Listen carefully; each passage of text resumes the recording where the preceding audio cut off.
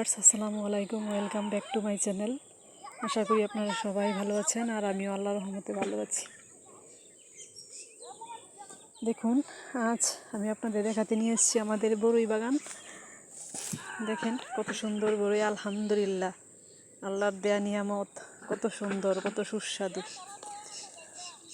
দেখুন কত সুন্দর বড়ই হয়েছে।